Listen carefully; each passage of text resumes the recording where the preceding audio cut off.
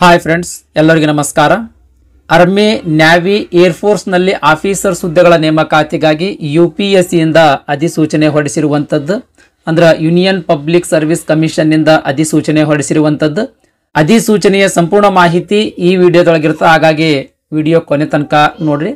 National defence academy ಆಮೇಲೆ novel academy entrance ಎಕ್ಸಾಮಿನೇಷನ್ಗಾಗಿ application ಅನ್ನ ಹೊರಡಿಸಿರುವಂತದ್ದು. ಸ್ನೇಹಿತರೆ, ಹುದ್ದೆಗಳ ವಿವರದ ಬಗ್ಗೆ ನೋಡೋದಾದ್ರೆ ಆರ್ಮಿಯೊಳಗ 208 ಹುದ್ದೆಗಳು ಖಾಲಿ ಇರುವಂತದ್ದು. ಈ 208 ಹುದ್ದೆಗಳಲ್ಲಿ 10 ಹುದ್ದೆಗಳ ಮಹಿಳಾ ಅಭ್ಯರ್ಥಿಗಳಿಗೆ ಮೀಸಲಿರುವಂತದ್ದು. ನ್ಯಾವಿಯೊಳಗ 42 ಹುದ್ದೆಗಳು ಖಾಲಿ ಇರುವಂತದ್ದು. ಈ 42 ಹುದ್ದೆಗಳಲ್ಲಿ 5 ಹುದ್ದೆಗಳ ಮಹಿಳಾ ಅಭ್ಯರ್ಥಿಗಳಿಗೆ ಮೀಸಲಿರುವಂತದ್ದು. ನೆಕ್ಸ್ಟ್ ಏರ್ಫೋರ್ಸ್ ನಲ್ಲಿ ಫ್ಲೈಯಿಂಗ್ ಬ್ರಾಂಚ್ ನಲ್ಲಿ 92 ಹುದ್ದೆಗಳು ಖಾಲಿ ಇರುವಂತದ್ದು. ಇದರಲ್ಲಿ 2 ಹುದ್ದೆಗಳ ಮಹಿಳಾ ಅಭ್ಯರ್ಥಿಗಳಿಗೆ ಮೀಸಲಿರುವಂತದ್ದು. ನೆಕ್ಸ್ಟ್ ಇದೇ ಏರ್ಫೋರ್ಸ್ ನಲ್ಲಿ ಗ್ರೌಂಡ್ ಡ್ಯೂಟೀಸ್ ಟೆಕ್ನಿಕಲ್ ವಿಭಾಗದಲ್ಲಿ 18 ಹುದ್ದೆಗಳು ಖಾಲಿ ಇರುವಂತದ್ದು. ಈ 18 ಹುದ್ದೆಗಳಲ್ಲಿ 2 ಹುದ್ದೆಗಳ ಮಹಿಳಾ ಅಭ್ಯರ್ಥಿಗಳಿಗೆ ಮೀಸಲಿರುವಂತದ್ದು. Next ground duties non technical ವಿಭಾಗದಲ್ಲಿ 10 ಹುದ್ದೆಗಳು ಖಾಲಿ ಇರುವಂತದ್ದು.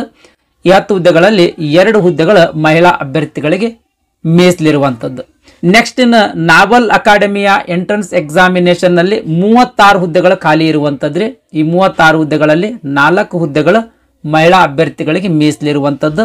ಒಟ್ಟಾರೆಯಾಗಿ ಭಾರತದಾದ್ಯಂತ 406 ಹುದ್ದೆಗಳ ಖಾಲಿ ಇರುವಂತದ್ದು. ಈ ಹುದ್ದೆಗಳಿಗೆ ಅವಿವಾಹಿತ ಅಂದ್ರೆ ಮದುವೆಯಾಗದೇ ಇರುವಂತ ಪುರುಷ ಮತ್ತು ಮಹಿಳಾ ಅಭ್ಯರ್ಥಿಗಳ ಅರ್ಜಿ ಸಲ್ಲಿಸಬಹುದು. ಇಲ್ಲೊಂದು ಅಫೀಸಿಯಲ್ ವೆಬ್ಸೈಟ್ ಕೊಟ್ಟಾರ ನೋಡ್ರಿ. ಈ ಅಫೀಸಿಯಲ್ ವೆಬ್ಸೈಟ್ಗೆ ಹೋಗಿ ಆನ್ಲೈನ್ ಮುಖಾಂತರ ಅರ್ಜಿ ಸಲ್ಲಿಸಬೇಕು. ಜೂನ್ 17, 2025 ಅರ್ಜಿ ಸಲ್ಲಿಸ್ಲಕ್ಕ ಕೊನೆಯ ದಿನಾಂಕ ಆಗಿರ್ತದೆ. ಈ ಜೂನ್ 17, 2025 ಒಳಗಾಗಿ ಅರ್ಜಿ ಸಲ್ಲಿಸಬೇಕ್ರಿ. ಇದೆಲ್ಲ ಹೊಸ ವೆಬ್ಸೈಟ್ ಲಾಂಚ್ ಮಾಡಿರುವಂತದ್ದು. ಹಾಗಾಗಿ ಹಳೆ ಒನ್ ಟೈಮ್ ರಿಜಿಸ್ಟ್ರೇಷನ್ ಇದ್ರೂ ಕೂಡ ನೀವು ಹೊಸದಾಗಿ ಮತ್ತೊಮ್ಮೆ ಒನ್ ಟೈಮ್ ರಿಜಿಸ್ಟ್ರೇಷನ್ ಅನ್ನ ಮಾಡ್ಕೊಳ್ಬೇಕು. ಈ ಹುದ್ದೆಗಳಿಗೆ ಸ್ಪರ್ಧಾತ್ಮಕ ಪರೀಕ್ಷೆಯ ಮೂಲಕ ನೇಮಕಾತಿ ಮಾಡ್ಕೊಳ್ತಾರ್ರಿ.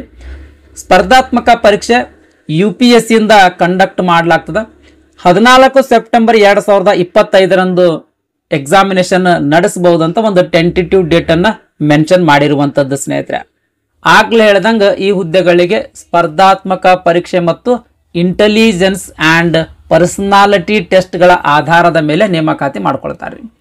ಈ ಸ್ಪರ್ಧಾತ್ಮಕ ಪರೀಕ್ಷೆ ಯಾವ್ಯಾವ ಸ್ಥಳದಲ್ಲಿ ನಡೀತದ ಅಂದ್ರೆ ಎಕ್ಸಾಮಿನೇಷನ್ ಸೆಂಟರ್ಸ್ ಬಗ್ಗೆ ನೋಡೋದಾದ್ರೆ ಕರ್ನಾಟಕದೊಳಗ ಬೆಂಗಳೂರು, ಧಾರವಾಡ ಮತ್ತು ಮೈಸೂರಿನಲ್ಲಿ ಎಕ್ಸಾಮಿನೇಷನ್ ಸೆಂಟರ್ ಇರುವಂತದ್ದು. ಸ್ನೇಹಿತರೆ, ಕರ್ನಾಟಕದೊಳಗ 3 ಸ್ಥಳಗಳಲ್ಲಿ ಎಕ್ಸಾಮಿನೇಷನ್ ಸೆಂಟರ್ ಇರುವಂತದ್ದು. First apply first allotment basis ಮೇಲೆ ಎಕ್ಸಾಮಿನೇಷನ್ ಸೆಂಟರ್ ಅನ್ನ ಅಲಾಟ್ ಮಾಡ್ತಿರುವಂತದ್ದು. ಹಾಗಾಗಿ ಯಾರು ಆದಷ್ಟು ಬೇಗ ಅರ್ಜಿ ಸಲ್ಲಿಸ್ತೀರಿ ಅವರು ಯಾವ ಸೆಂಟರ್ ನೀವು ಅಪ್ಲಿಕೇಶನ್ ದಲ್ಲಿ ಮೆನ್ಷನ್ ಮಾಡಿರ್ತೀರಿ ಅದೇ ಸೆಂಟರ್ ನಿಮಗೆ ಸಿಗ್ತದ. ನೆಕ್ಸ್ಟ್ ಎಲಿಜಿಬಿಲಿಟಿ ಕ್ರಿಟೇರಿಯಾ ನೋಡೋದಾದ್ರೆ ಅನ್ಮ್ಯಾರಿಡ್ ಮೇಲ್ ಅಂಡ್ ಫಿಮೇಲ್ ಅಂದ್ರೆ ಅವಿವಾಹಿತ ಪುರುಷ ಮತ್ತು ಮಹಿಳಾ ಅಭ್ಯರ್ಥಿಗಳು ಮಾತ್ರ ಅರ್ಜಿ ಸಲ್ಲಿಸತಕ್ಕದ್ದು. ಸ್ನೇಹಿತರೆ, ಇನ್ ಕೇಸ್ ನಿಮಗೆ ಮದುವೆ ಆಗಿತ್ತು ಅಂದ್ರೆ ನೀವು ಅರ್ಜಿ ಸಲ್ಲಿಸ್ಲಾಕ ಎಲಿಜಿಬಲ್ ಇರಂಗಿಲ್ಲ.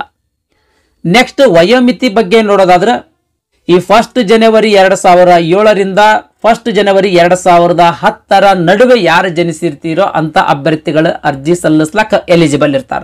ಅರ್ಜಿಯಲ್ಲಿನ ಯಾವುದೇ ಇನ್ಫಾರ್ಮೇಶನ್ ತದನಂತರದಲ್ಲಿ ತಿದ್ದುಪಡಿ ಮಾಡಿಕೊಳ್ಳುವುದಕ್ಕೆ ಯಾವುದೇ ರೀತಿಯ ಅವಕಾಶ ಇರಂಗಿಲ್ಲ. ಸ್ನೇಹಿತರೆ, ಹಾಗಾಗಿ ಅರ್ಜಿ ಸಲ್ಲಿಸುವಂತ ಸಂದರ್ಭದಲ್ಲಿಯೇ ಸರಿಯಾದ ವಿವರಗಳೊಂದಿಗೆ ಅರ್ಜಿ ಸಲ್ಲಿಸ್ರಿ. ಸ್ನೇಹಿತರೆ, ನೆಕ್ಸ್ಟ್ ಎಜುಕೇಶನ್ ಕ್ವಾಲಿಫಿಕೇಶನ್ ಬಗ್ಗೆ ನೋಡೋದಾದ್ರೆ ನ್ಯಾಷನಲ್ ಡಿಫೆನ್ಸ್ ಅಕಾಡೆಮಿಯ ಆರ್ಮಿ ವಿಂಗ್ಸ್ ಅರ್ಜಿ ಸಲ್ಲಿಸಬೇಕಾಗಿತ್ತು ಅಂದ್ರೆ ಜಸ್ಟ್ 12th ಪಾಸ್ ಆದ್ರೆ ಸಾಕು. ಸ್ನೇಹಿತರೆ, PUC ಪಾಸ್ ಆದ್ರೆ ಸಾಕು.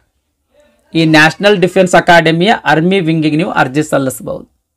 ಇನ್ ಕೇಸ್ ನ್ಯಾಷನಲ್ ಡಿಫೆನ್ಸ್ ಅಕಾಡೆಮಿಯ ಏರ್ಫೋರ್ಸ್ ಮತ್ತು ನಾವಲ್ ವಿಂಗ್ಸ್ ನ ಹುದ್ದೆಗಳಿಗೆ ಅರ್ಜಿ ಸಲ್ಲಿಸಬೇಕಾಗಿತ್ತು ಅಂದ್ರೆ PUC ಸೈನ್ಸ್ ಪಾಸ್ ಆದವರು ಮಾತ್ರ ಈ ನ್ಯಾಷನಲ್ ಡಿಫೆನ್ಸ್ ಅಕಾಡೆಮಿಯ ಏರ್ಫೋರ್ಸ್ ಮತ್ತು ನಾವಲ್ ವಿಂಗ್ಸ್ ನ ಹುದ್ದೆಗಳಿಗೆ ನೀವು ಅರ್ಜಿ ಸಲ್ಲಿಸಬಹುದು. ಸ್ನೇಹಿತರೆ, PUC ಸೈನ್ಸ್ ಪಾಸ್ ಆಗಿರ್ಬೇಕು. ಆ PUC ಸೈನ್ಸ್ ಒಳಗ ಫಿಸಿಕ್ಸ್, ಕೆಮಿಸ್ಟ್ರಿ ಮತ್ತು ಮ್ಯಾಥಮೆಟಿಕ್ಸ್ ವಿಷಯಗಳನ್ನ ನೀವು ಓದಿರ್ಬೇಕು. ಸ್ನೇಹಿತರೆ, ನೀವು PUC ಫಸ್ಟ್ ಇಯರ್ ಓದ್ತಾ ಇದ್ದೀರಿ ಅಂದ್ರೆ 11ನೇ ತರಗತಿ ಓದ್ತಾ ಇದ್ದೀರಿ ಅಂತಂದ್ರೆ ಈ ಹುದ್ದೆಗಳಿಗೆ ಅರ್ಜಿ ಸಲ್ಲಿಸ್ಲಾಕ ಎಲಿಜಿಬಲ್ ಇರಂಗಿಲ್ಲ.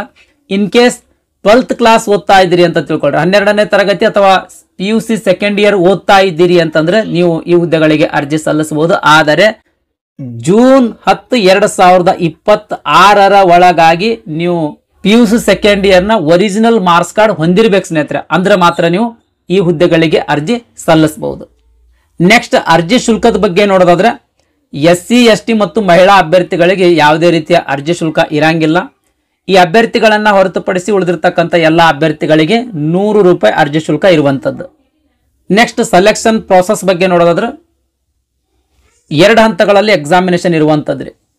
ಒಂದು ರಿಟರ್ನ್ ಎಕ್ಸಾಮಿನೇಷನ್, ಎರಡನೇದು ಸೈಕಾಲಜಿಕಲ್ ಅಪ್ಟಿಟ್ಯೂಡ್ ಟೆಸ್ಟ್, ಆಮೇಲೆ ಇಂಟೆಲಿಜೆನ್ಸ್ ಟೆಸ್ಟ್ ಅಂತ 2 ಸ್ಟೇಜ್ನ ಆಧಾರದ ಮೇಲೆ ನೇಮಕಾತಿ ಮಾಡ್ಕೊಳ್ತಾರ.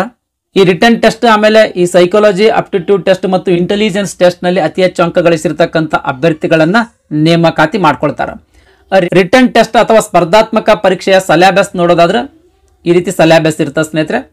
ಮ್ಯಾಥಮೆಟಿಕ್ಸ್ ಸಂಬಂಧಿಸಿದಂಗ 300 ಮಾರ್ಕ್ಸ್ ಇಂದ, ಜನರಲ್ ಎಬಿಲಿಟಿ ಸಂಬಂಧಿಸಿದಂಗ 600 ಮಾರ್ಕ್ಸ್, ಒಟ್ಟು 900 ಮಾರ್ಕ್ಸ್ ಇಂದ ಎಕ್ಸಾಮಿನೇಷನ್ ಇರುವಂತದ್ದು. ನೆಕ್ಸ್ಟ್ ಅದೇ ರೀತಿ ಇಂಟರ್ವ್ಯೂ ಏನದಲ್ರಿ 900 ಮಾರ್ಕ್ಸ್ ಇಂದ ಇಂಟರ್ವ್ಯೂ ಇರುವಂತದ್ದು. ಈ ಮ್ಯಾಥಮೆಟಿಕ್ಸ್ ಆಮೇಲೆ ಜನರಲ್ ಎಬಿಲಿಟಿ ಟೆಸ್ಟ್ ಗಳೇನದಾವಲ್ರಿ 2.5 ತಾಸು ಸಮಯಾವಕಾಶ ಇರುವಂತದ್ದು. 900 marks return test, 900 marks interview, ಒಟ್ಟು 1800 ಮಾರ್ಕ್ಸ್. ಈ 1800 ಮಾರ್ಕ್ಸ್ ನಲ್ಲಿ ಅತಿ ಹೆಚ್ಚು ಅಂಕಗಳು ಯಾರು ಗಳಿಸಿರ್ತಿರೋ ಅಂತ ಅಭ್ಯರ್ಥಿಗಳನ್ನ ನೇಮಕಾತಿ ಮಾಡ್ಕೊಳ್ತಾರ. ಈ ಸ್ಪರ್ಧಾತ್ಮಕ ಪರೀಕ್ಷೆಯಲ್ಲಿ ಆಬ್ಜೆಕ್ಟಿವ್ ಟೈಪ್ ಕ್ವಶನ್ಸ್ ಗಳಿರ್ತಾವ್ರಿ. ಅಂದ್ರ ಪ್ರತಿ ಪ್ರಶ್ನೆಗೆ 4 ಆಪ್ಷನ್ಸ್ ಗಳಿರ್ತಾವ, ಅದರೊಳಗೆ ಒಂದು ಸರಿಯಾದ ಉತ್ತರ ಇರ್ತದ. ಆ ಉತ್ತರ ಟಿಕ್ ಮಾಡೋದಿರ್ತದ. ಕೇವಲ ಟಿಕ್ ಮಾಡುವಂತ ಪ್ರಶ್ನೆಗಳಿರ್ತಾವೆ, ಯಾವುದೇ ರೀತಿಯ ಬರೆಯುವಂತ ಅವಶ್ಯಕತೆ ಇರಂಗಿಲ್ಲ. ಈ ಎಕ್ಸಾಮ್ ಹಿಂದಿ ಮತ್ತು ಇಂಗ್ಲಿಷ್ ಭಾಷೆಯಲ್ಲಿ ಮಾತ್ರ ಇರುವಂತದ್ದು, ಕನ್ನಡ ಭಾಷೆ ಒಳಗೆ ಎಕ್ಸಾಮಿನೇಷನ್ ಇರಂಗಿಲ್ಲ ಸ್ನೇಹಿತರೆ. ಆಮೇಲೆ ನೆಗೆಟಿವ್ ವ್ಯಾಲ್ಯೂಯೇಷನ್ ಇರ್ತದ್ರಿ. ಮೋಸ್ಟ್ ಇಂಪಾರ್ಟೆಂಟ್ ನೆಗೆಟಿವ್ ವ್ಯಾಲ್ಯೂಯೇಷನ್ ಇರ್ತದೆ. 0.33 ಮಾರ್ಕ್ಸ್ ಡಿಡಕ್ಟ್ ಮಾಡ್ತಾರೆ. ಅಂದ್ರೆ ಸರಿ ಉತ್ತರ ಟಿಕ್ ಮಾಡುವಲ್ಲಿ ನೀವೇನಾದ್ರೂ ತಪ್ಪು ಉತ್ತರ ಟಿಕ್ ಮಾಡಿದ್ರಿ ಅಂತ ತಿಳ್ಕೊಳ್ರಿ, ಪ್ರತಿ ತಪ್ಪು ಉತ್ತರಕ್ಕೆ ನೀವು ತೆಗೆದುಕೊಂಡಿರ್ತಕ್ಕಂಥ ಅಂಕಗಳಲ್ಲಿ 0.33 ಮಾರ್ಕ್ಸ್ ಡಿಡಕ್ಟ್ ಮಾಡ್ತಾರೆ.